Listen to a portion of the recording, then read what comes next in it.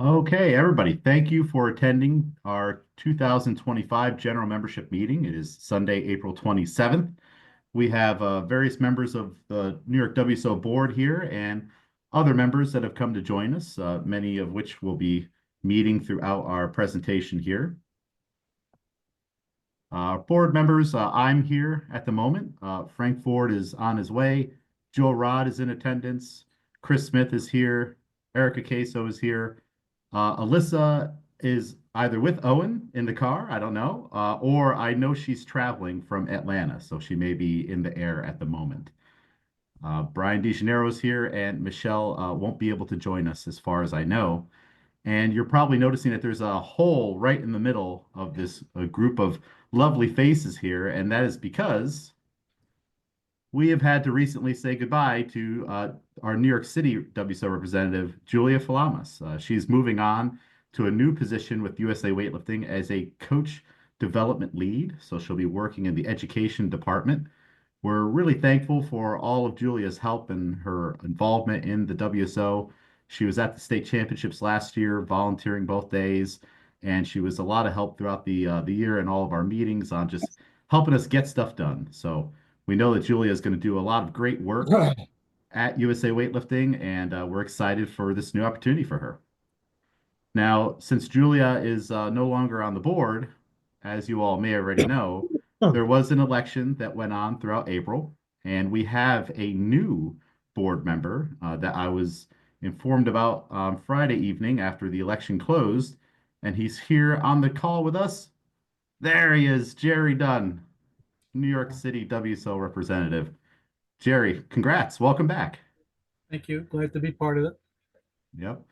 We love having Jerry on the board, and this is going to be great moving forward to have him be one filled in to everything that we've been doing. So Jerry, this meeting will be hopefully a good help to you to know what we've been up to, and also just keep things going. I'm happy with the quick transition that we were able to make with someone stepping down and USAW helping us with the election and getting someone back in. Now, just a couple things, couple metrics to go over on how we're doing as a WSO. There we go. We have currently, as of today, as far as I can tell, 902 members. These are people with active memberships and credentials, and that's pretty consistent with what we saw back in November. So we're up a few. We didn't lose a big drop. USAW did let me know that at the close of the year, we had 1,043. I think the number I see is mostly when I go to email people, and for some reason, I can't get the action required members. So people who have to update their coaching credentials or their Safe Sport. I can't really get those to pop up on the report that I'm doing. So I'm going to reach out to USAW for help with that so I can get more accurate numbers. But as far as what I can tell, and this is exactly what I did last year, we are definitely up from April 2024. So we had 854 members then, and now we have 902. So that's nice. We're up quite a bit. And I think that the meets that are typically held at the beginning of the year always seem to help with that. Everyone has to re-up their membership to go to the Arnold or to go to Masters Nationals, especially now that there is the Masters Nationals going again. Uh, that's probably why our numbers are up. For clubs, we have 33 active clubs as of today, and back in November and in April 2024, we had 39. I've mentioned this in past videos. We seem to just see a lot of discrepancy in some of these numbers meeting to meeting. It's just people have to update their club, I'm sure many of us on this call have gotten the million emails that will come through when the second your club is expired or in the weeks leading up, hey, renew it, renew it, renew it. And sometimes those get lost in spam. So I'm sure people will renew when it's time or when they need to. Since January 1st of this year, we have had 20 weightlifting meets sanctioned. Some of them have happened already. Some of them will happen later in the year. That's pretty darn good for it being only April, considering back in 2023 and 24, we had 28 total meets for the year. So I'm wondering if maybe we'll set a little meet PR and break that 28 number there by the time we get to January or December. Coaching courses, we've had 7 on the schedule so far since the beginning of the year. In 2024, we had 8 of them, and in 2023, we had 10 of them. Who knows? Maybe Julia being on the education department now, we'll see maybe a rise in the courses that we're hosting in New York State. As far as the national events go, I'll just backtrack to 2024 a little bit since we had a big one with the North American Open Finals. 29 athletes from our WSO competed at that. We won 8 gold medals, 8 silver, and 7 bronzes. Mark Marquez was the American Open champion in the men's 73 kilo weight class. He's from Griffin Barbell, and Griffin Strength Barbell also placed 6th in the overall placements for the team. So it's pretty darn good performance at the American Open Finals for our WSO, and congrats to Griffin on having a champion and also doing so well in the team competition. In the university championships in 2025, we had 9 athletes compete, no medals from that competition.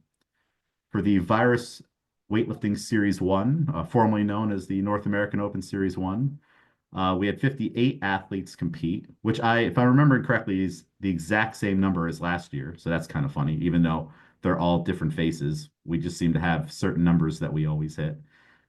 We had 16 gold medals be earned, 14 silver, and 13 bronzes. So that's quite the medal haul from the Virus Weightlifting Series 1. And that didn't stop at the National Masters Championships. We had 31 athletes compete, 15 gold medals earned, 8 silver, and 3 bronze medals. 5 national champions, and I have their names on the screen here. Lucille Murphy, Catherine Hejtemanek, I always mess that one up. Jennifer Nelson, Brian Zhao, and Matthew Mediator. So congratulations to our Masters national champions. Pretty darn good. That'll be interesting to see what our total medal count as a WSO is at the end of the year once all the other national events happen. Some finance stuff. We did receive a financial report on Friday because I remembered last minute that I should email someone and ask for it. So it has not been verified by the USAW accountant or proofed or anything.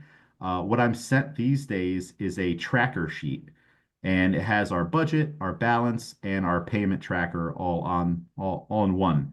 It's something new that USAW started doing last year, and they've been very consistent with updating it. For our other revenue, we did have a donation come in of $250 for the New York State Championships from a sponsor. I'll talk about that later on in the presentation. Our budget allocation, so what we were given at the beginning of the year, was $5,930, and that was based on that 1,041 members and 29 events held in 2024, according to USAW. So, again, my numbers were different. Their numbers were bigger, and that's what our budget allocation was. And for some of you who may not have been in the know, Jerry, we don't do quarterly rebates anymore. Now it's just the beginning of the year we're given a bigger stipend, so to say. Our budget allocation, so like if we're budgeting and what we're trying to keep our spending within, is $18,939.36. So that comes from what our allocation was at the beginning of the year and an assumed $18,000 profit off of the New York State Championships based off of last year. So when I look at the tracker sheet, it says that this is what I have to work with because USAW is kind of taking into account that we will make money later on in the year with the state championships. Since January 1st, we've spent $5,240.64 on scholarships, supplies for the New York State Championships, equipment, and WSO bills. And I believe that's it for all of my WSO metrics type of stuff. Any questions on anything that I've gone over so far? All these numbers? Okay, that's the boring stuff, I know. Except the Scrooge McDuck photo is pretty cool. scholarships. We did give out 9 coaching development scholarships at the beginning of this year. We're on a pretty consistent schedule now of the applications opening up on January 1st of a given year, and then we'll take applications through the 31st, and then the board will decide how to award those scholarships or those applicants in February. So this year we did 9 of them. Next application opens up in January 2026. And just a congratulations again to the names that, the names that you see on the screen here. We've got Albert Chun, Emily Micchio, Haley Masonette, Jacqueline Janis, Lawrence Mintz, Miguel Lavaro, Rachel Dwyer, Takora Beasley, and my screen is blocked. One second. Last name. Yeah, Victoria Theodore. There we go, Victoria Theodore. Can anyone else see the face bar at the bottom of this, or is that just me? Okay, the Zoom screen is like at the bottom of my screen now. I'm moving it around as You we might be go. able to move it. I have mine on top. Actually, you know what? Maybe I can make it small. There we go. Great idea, Joe. All right. Perfect. Youth and Junior Athlete Scholarship. This is where we provide financial assistance to youth and junior athletes going to the National Championships Week. The application deadline ends on May 22nd of this year. And then shortly after that, the board will decide how we're going to allocate funds and award scholarships. That deadline is the same deadline for the qualifying period for the national championships, youth and junior. We have had a couple of them come in, but it'd be great for anyone to spread the word, and we'll start pushing this more on social media and certainly in the next newsletter that comes out at the beginning of May to try to get more people signed up for that. It's funny seeing this picture. This is, I think, from the 2000. Is this 2022 or 2023, Joe? Is this from your meet? I'm not sure. I would guess 23. Because yeah, you see how young Adam is. Yeah, that's what I was thinking. I'm like, it's so Yeah. funny. I just saw him at my meet, and like this is only 2 years ago. Yeah, But he's sprouting. yep. I'm not sprouting. I'm just getting grayer and trying not to get wider. Hall of Fame. We have inducted There we go. 2 people into the New York WSO Hall of Fame as significant contributors.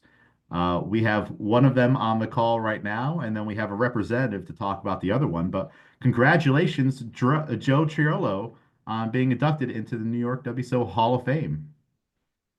I think he's still here, right? I'm here. I was quite successful with the creature, so he's out the door. So thank you very much. It's an honor, and it's an honor to. It's an amazing honor to do this along with the name of Stanley Bailey. I mean, Stan was a friend, and he did a real lot, and somebody's going to speak about him. But thank you very much. I'm basically speechless. I didn't expect anything like that, but thank you. Well, we Congrats, we Joe. we certainly appreciate you, Joe, and I know that there are people on the call right now that would like to say some words. So maybe we can just go kind of one by one. Maybe Joe Rod, do you want to start us off and then kick it over to Chris? And then if others have something they want to say, they can. Sure. No, I'm happy to see it. Joe is very much deserving. I've known Joe, I don't know, got to be over 25 years at a guess. And certainly seen him, I mean, significant contributor is quite the title that he's more than lived up to it. He's done so much for the sport, worked super hard, been literally all over the world doing this. And it's like I said, very much deserved. And just knowing him as a person, Joe's a great guy. I'm not just saying that because you're here, Joe. He's he's a really good guy, and definitely much deserving. And he's contributed so much because he's a good guy and cares and loves for the sport and had this passion for so many years. So I'm really happy to see this happen. Appreciate Joe's words, been lifting since he was a teenager, so you can guess now that that's an awful long time. So thank you, Joe. But we also have Joe was let me see if I got this right. On the technical committee for the IWF for years, chaired the technical committee for the Pan American Weightlifting Federation. I mean, the fact of that international involvement has brought, I would say, so much prestige to the New York weightlifting community. Um, for Joe to hold such high level positions. So, Joe, thank you for doing all that stuff, and thank you for being one of us. It's an honor. If you want to know a little bit about Joe T, I can give you some background because you guys are not doing him any justice. All right. Check this out. Joe's been a lifter since the 70s and the early 80s. I believe he won the Metropolitan Championship, which is a very prestigious meet back then. It was we had a very large association back in the 70s and the 80s, and it was equivalent. It was equivalent to like our state championships. Joe was a hell of a lifter. I believe like a 120, 150 type of guy. As like an 80 or a 90 kilo lifter, and he was lifting some weights back then. I met Joe back in 1991 at the Junior Nationals. Well, I don't know if I actually met him at the meet, but I knew who Joe T was because he made this scoreboard. This scoreboard was one of the nicest scoreboards I've ever seen. It's the type of scoreboard you had to like get up on a ladder, and he must have spent hours and hours and hours creating this because he had to draw up everybody's individual names to slide into the spots, and everybody else took turns. But this scoreboard was something else. Joe, do you actually have a picture of this board? Yeah, actually, I don't. I ended up selling that scoreboard for cost to I can't think of the man's name from Louisiana and shipping.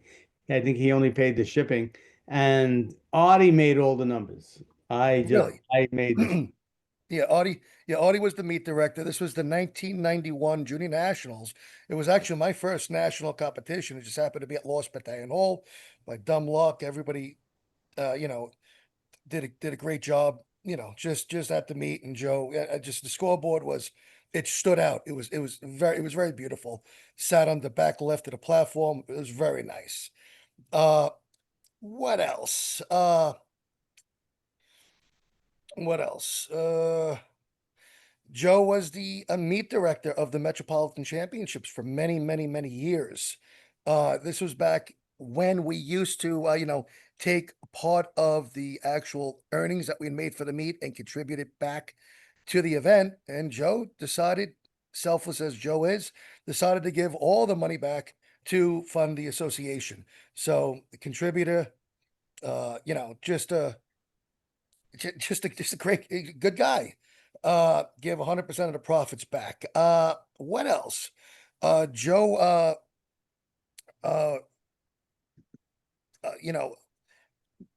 the Metropolitan, he had won the Metropolitan, his team, Lost Battalion Hall, has won the Metropolitan Championships. I couldn't tell you how many times, probably in excess of 5 or 6 or 7 times. He was constantly winning it, and then moved on to the Nationals, where I believe he may have won the Master Nationals 1 or 2 times. Right, we won the Masters Nationals. Won the Master Nationals. Another, great achievement in coaching. And then somewhere I am probably sometime in maybe 10, 11, 12, when weightlifting really started to really take off at CrossFit. Joe was, had his national card, international category 1, 2 card. He became head of the technical committee. I believe at one time Joe was the highest ranking official in the United States of America, going to every meet on his own dime. Just, giving back to the sport. What else? If you didn't know this about Joe, and I thought this was crazy when he said it to me, this is a crazy story. I get a telephone call from somebody, and they call me. They're like, "Hey, Schmitty," but it's Joe T's telephone number, and I'm like, "Hey, Schmitty." Nobody has called me Schmitty since high school, and the guy's, saying things to me that nobody could possibly know, and I'm like, and he's like, "It's John Prang." I was like, "Holy cow!" It's like, I was like, you know, Joe T. He's like, yeah, Joe was not only, he was teaching the lieutenant's course. And then you know, and it was really interesting. And Joe, it's a pretty high ranking position, right? Lieutenant in fire department. Yeah, it's just a lieutenant. There's so it's not anything.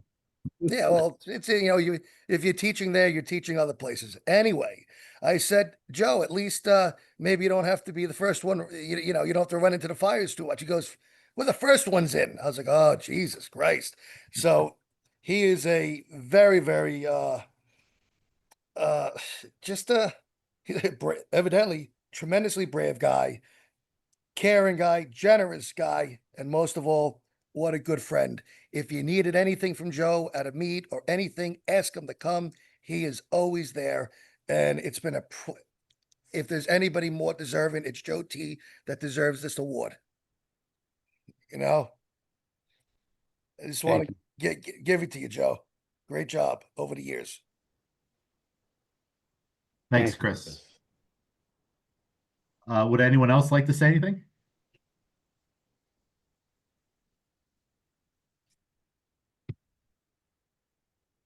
Okay, well, thank you everybody for sharing, and thank you, Joe, for all that you've done. We really appreciate you. Thank you. Our next inductee. Oh, my presentation will go. There we go. Is Stan Bailey, who is also being inducted into the Hall of Fame as a significant contributor. Dr. Siebert, are you still here? I am indeed. All right. Would you like to say some words about Stan Bailey? Sure. I had known Stanley since the early 1970s, so a long time. And he was my coach with Titan weightlifting and just a great guy. You know, if you went to any local meet, Metropolitan Association, you would see Stan in some capacity. And then internationally traveled a lot with USAW teams, manager, coach, you know, whatever he was doing at the time. And just a super guy. A lot of people that didn't experience it living in New York, the Empire State Games was just a super event that ran from the late 70s, either 78 or 79 until 2010 was the last one. But Stanley was the state chair and set everything up and integrated with the other sports and always made sure everybody had their uniforms, meal tickets, housing, the whole deal. It was a big, I'll say it was a big headache, but it was a lot of fun too. And but Stanley was there from start to finish. I remember, you know, the night before in there at midnight, banging together the platform and you know, always working hard. But great guy. Sorry to see him go, but we were glad to send him off in a big fashion. We're together with him towards the end of his life, so we did get to see him. Thank you for that. Is there anyone else that would like to say some words or share some stories about Stan Bailey? I'll chime in for a second. If I'm not on mute, correct, Joe? I mean, You're good. You're good. We hear you. Stan also competed in the 1972 Olympic Games. Right. And 68. Oh, I didn't realize that. And 68. And he was a New York City subway cop, I believe. MTA, yeah. Yeah, MTA cop. So, you know, he was definitely, you know, doing his part, keeping the city going, let's just say. And Stanley, like Richard said, I know Stanley since the 1970s, and he was always there helping run events, and he couldn't do enough. He really, and he was always involved in the Metropolitan Weightlifting Association. So hats off to Stan. It's an honor to be, once again, I'm humbled in reality next to Stan, how much he had done. So, but Stan was a great guy. Actually, Stanley was on the technical committee too, Joe, right? Back Well, it was before me if he was on there. Yeah, he was on the technical committee for USA Weightlifting, and he was also the Metropolitan Association president for many years. And he really gave back. Good guy. And he was the meet director for a lot of our meets, including he ran the Larry Mintz meet for years. Yeah, Stanley is the original meet director of the Larry Mintz Memorial. Right. Yeah, And Yeah. hold on, I believe Richie, right? Titan is the oldest The weightlifting oldest club. USAW club, Yeah, and Titan, 60001. yeah, and held it together since well, I Yeah. think Rudy Sabla was originally on that club, right? Rudy Sablo was a member. Yeah. We Back in thought the we had 30s. John Davis, but I think he just passed through the gym. I can't claim that. yeah, I got to know Stan, especially throughout the Empire State Games. Uh, I mean, echoing what everybody else said, I mean, great guy. I specifically remember when I was the Hudson Valley rep, and we were scouting locations here for when the games were in Hudson Valley, and Stan came up and we were hitting different places, and he was just really good about doing everything he could to make it the best thing ever. And for those who lived through the Empire State Games, I mean, I run into everybody. We fondly recall those days and missed them terribly. But Stan was obviously a huge part of it because he was the chair, and he absolutely gave his all to make it the best thing it was. And just as a person, great guy. Meet him at the meets, and he'd rib you like, "Oh, did you win the last meet?" Pushing you to do better. And uh, Stan was good. He liked to break chops sometimes like that. And I remember Tony Geracia, he would say the same thing to him. He's like, "Tony, what'd you do last meet?" uh, but Stan was great. It was nice to see him too at the he would come out for all kinds of things. So after Nick Curry passed away and Chris ran the first memorial meet, Stan was there. Um, so always coming out. And at that point he hadn't been around as much, but he made sure to come out for that. So great guy. Miss him. A side note on Stan, he was a dual athlete. He was a bowler, a competitive bowler, and he once bowled a 300 game. So um, in competition. So he obviously that's pretty good. That's pretty Multi-talented.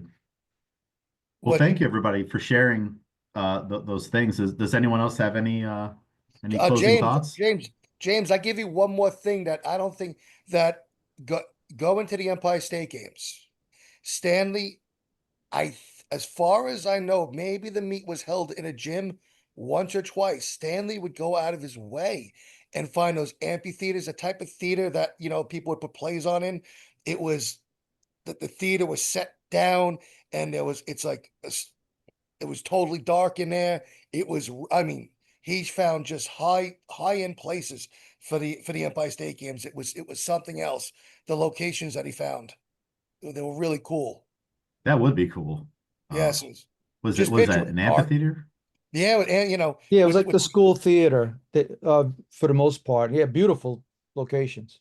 Yeah, a lot of yeah, times we're in Syracuse and they used, great staging. It was like a national level meet for a statewide competition. Yeah, it was impressive. Yeah. yeah, it was. I mean, it was something else. Very cool. Maybe we'll have to get some stadium seating for state championships, stack them up in that ballroom. All right. Well, congratulations again to Joe and to Stan. We are in the process of getting a hold of members of Stan Bailey's family to see if they would like to come to the state championships and receive his award. The plaques are currently in production.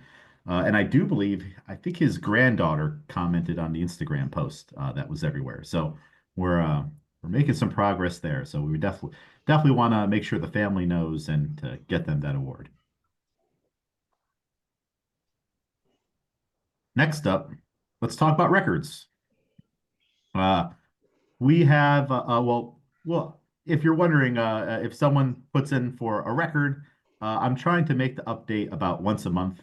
It's a kind of a funny thing. I'll post out that, oh, we had some records broken, and then someone thinks to check, and then they put one in, and it's just I can't be doing that all the time. So I figured a good schedule of verifying and posting is at the beginning of each month, or at least near it. So that's the schedule that I'm going to try to keep to. We have had 25 state records broken so far this year. That's really darn good. The first record was broken on January 4th by Elias Horn. He's a lifter out from the Western New York region. He snatched 111 kilos, clean jerked 140, totaled 251 in the youth men's 96 kilo weight class. So he is quite the lifter, and I believe he was at the Nationals last year, and he's making a lot of great progress. So he broke our first record of the year. Maria Lopez Gordon has broken 5 records so far this year. Some of them are her own records that she keeps improving upon. And so far, she has the record for breaking or setting the most records of the year. And I think she was up there in contention, or if not, was the person that set the most records for 2024. So we have a short group of people that are vying for that title. Our current records will be archived on June 1st because, as you all know, or maybe you will now know, that we have new weight classes coming to weightlifting. Those will go into effect on June 1st. So we will archive the current records and we'll have a clean slate. Hopefully by then we'll have some kind of record standards that have been released by USA Weightlifting or the IWF that we'll be able to model things off of for future records. And at the New York State Championships, just getting ahead of myself for that, those will all be archived as well. So at the end of that meet, we will know what the new record is just on whoever had the heaviest lift in any given category or weight class. We encourage everybody to review the records. Even when we do archive the records, if there is a heavier lift that can be verified out there within bars, put in an application and we'll update it. And just so everyone knows, we can only set records with performances done in events sanctioned or affiliated with USA Weightlifting. Outstanding athletes. We announced these earlier in the year. 2024 outstanding athletes. Our outstanding junior woman was Angelina Mintz. This is her first time winning the award. So congratulations to her. Here she is at the New York State Championships. Our outstanding junior man is Trevor Wheaton. This is also his first time winning the award. He's been going around the local scene quite a bit, popping up in a lot of events and going after records. And I'm pretty sure he'll probably be going after more records at the Central New York Regional coming up here in May. Our Masters woman was Amanda Can. Amanda also had a lot of records broken last year. And it was either her or Maria who set the most out of everybody in 2024. But here she is. And I believe the American Open Series 2, if I had to guess. Could be wrong. Outstanding Masters man, Ryan Hansen, head coach and owner of Warwick Barbell Weightlifting Club. Here he is, clean jerking 150. Our outstanding senior woman is Juliana Riotto. This is her 3rd time winning the award, so that's pretty darn good. We have had several people who have won it multiple times, and in recent years, she has won it 3 times. And our outstanding senior man is Mark Marquez of Griffin Strength Barbell. Had a phenomenal year last year. Remember, American Open champion. So those are our outstanding athletes. Does anyone have any thoughts or want to say anything about any of these athletes? Open the floor for a second. I'll just say one thing about Juliana. Her first competition was at Lost Battalion Hall. Her first Oh, very cool. When was that? oh boy, that's easy 12 years ago, if not, yeah, easy. Like, so I can't say I remember the exact date. Yeah. Year. Very cool. Many roads lead back to Lost Battalion Hall, as we are learning. Okay. Our coach of the year, Danny Casey from the New York Weightlifting Academy. This is our 2nd year giving out this award. Last year it was Kurt Roderick, Murder of Crows. And now we have Danny Casey as our 2024 Coach of the Year. Congratulations to Danny, well deserved. Does anyone have any thoughts or stories or anything to share on Danny, or want to just give out a shout out, congrats? Yeah, definitely congratulate him. Nice to see he's a Hudson Valley coach, of course. Yeah. So whenever I run my meets, his people come out strong. He's got a good team, good people. So it's nice to see him win that. He does a great job, and like I said, they got a good team. Um, he may, but well, I got some other things later on I might want to talk about, but real happy to see it. Okay. Oh, top secret. Now we're all wondering what it is. Uh, Sarah Soto and I did a podcast interview with Danny shortly after we announced that he was the coach of the year. So if you check out our YouTube channel or go on Spotify, New York Weightlifting on there, you can learn more about Danny. Congratulations again. You know, also Danny brought back the New York State Championship. What was it, 22? He brought it to White Plains, and we've had one. 2019. 2019. We've had one ever since, and Danny brought it back. So that's a good thing. Yeah, that is true. 2019 in White Plains. Then we had, of course, 2020 year, and then 2021 in Auburn, and then after that, Binghamton. Right, but there was a break there, and Danny brought it back, and now we have it every year. So good for him. Yeah. What was the last one before? Keith 2019? Nattel. Keith Nattel. I think that was 2013.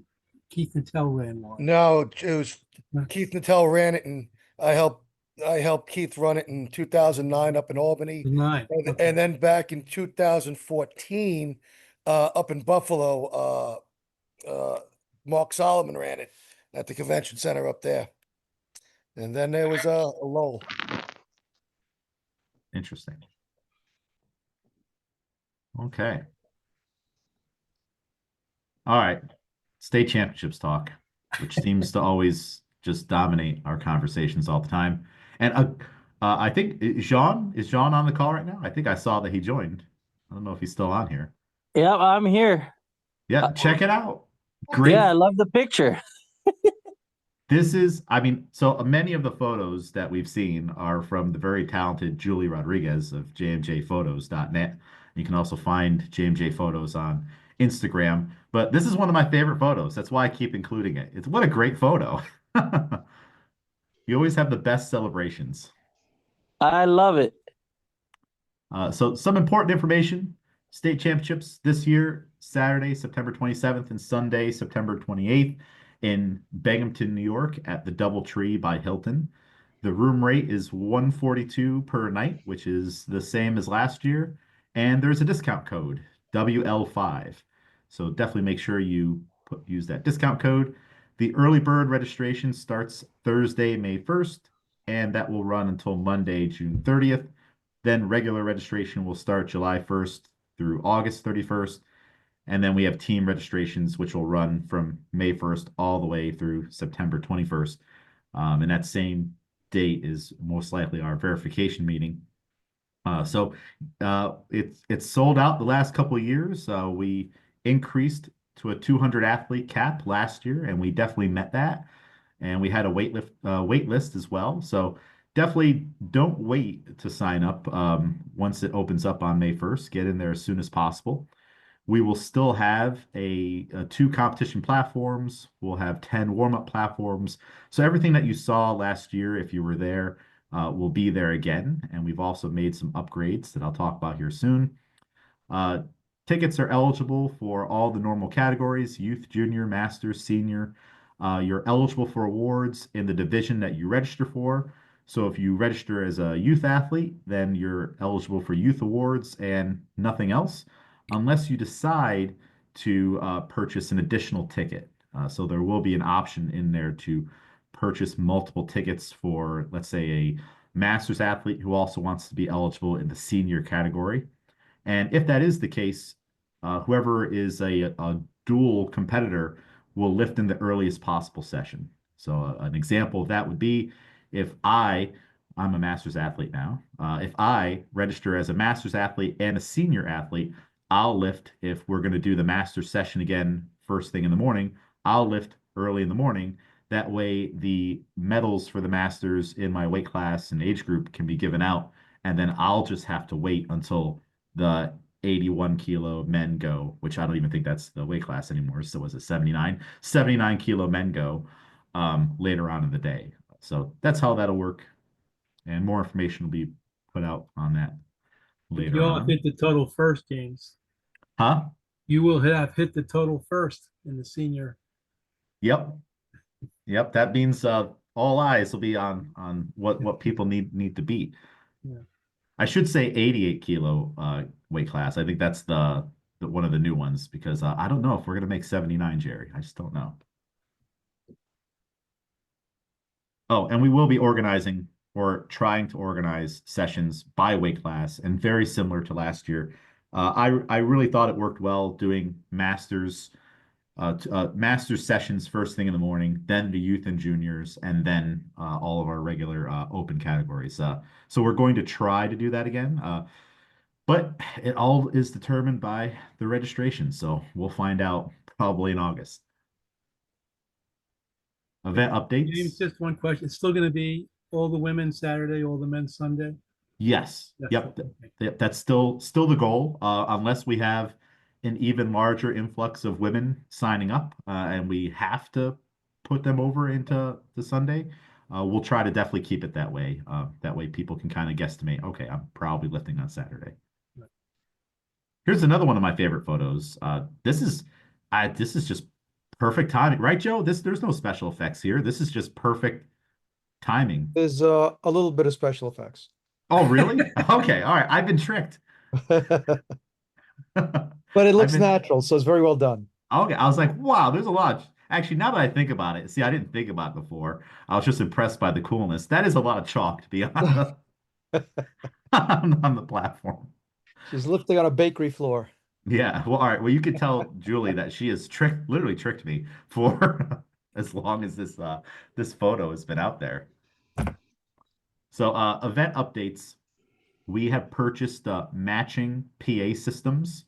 That way, both competition platforms will have the same microphone, the same speaker that is forward facing to the audience, and also the same speaker that'll be linked to it in the warm-up room.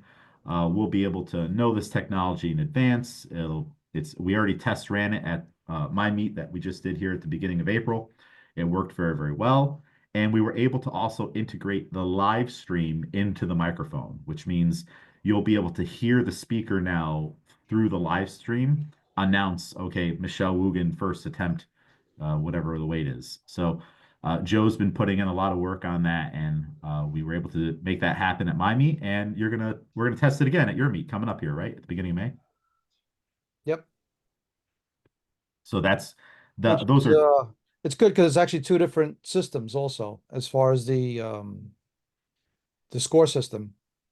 You use a different system than the one that's going to be at my meet, but the live stream will tap into it the same, Yep. basically. Yep, and Michael Rodriguez will be doing the live stream, showing off the sponsors. We'll have the instant replays. We are going to do some legwork into how we can improve upon the internet situation at the hotel, because that is a little shaky from time to time. But this will definitely be a nice added change on being able to hear the microphone through the YouTube live stream. And also, Joe, we'll have the little bar there that displays the weights and the attempts, correct? Right, right. The screen overlay so that you could see, oh, they got white lights. Oh, this is this athlete coming up, which is nice that we could integrate that. Yep. So a lot of fancy things happening with our audio and our live stream integration. We also have purchased 2 Rogue chalk stands. So the nice, shiny goblet bowl shaped things. We'll have 2 of those that will be on either side of the competition room for each platform. We have an updated metal design that's currently being printed, and it'll have custom lanyards where on the lanyard it'll say New York State Championships 2025. So the year will be right there on your lanyard attached to your medal. And we will also have the capability of doing state record announcements within the Meet software. They just did this at Masters Nationals where WSOs were able to upload their records into a spreadsheet that USAW then used let's say Joe Rodriguez is lifting at Masters Nationals. He's going for a state record. The speaker will be able to see that on their screen, and it'll also populate on the athlete clock screen. And if you make that you break the record, it'll flash on the screen, record broken. So we're gonna have a lot of cool things going on with records. Of course, it'll be a little different this year because we're starting from scratch with, so of course, once we have this technology, the IWF is redoing all the records, but in time, this will just get cooler and cooler with all of our software stuff. And that's it. That's the biggest updates at the moment. Still talking about state championships. Help is always needed. We will have loaders, and those loaders will be paid $30 per session. And I will aim to do that just like we did last year, paying in cash right at the event. Volunteers will also get an event t-shirt and a gift bag.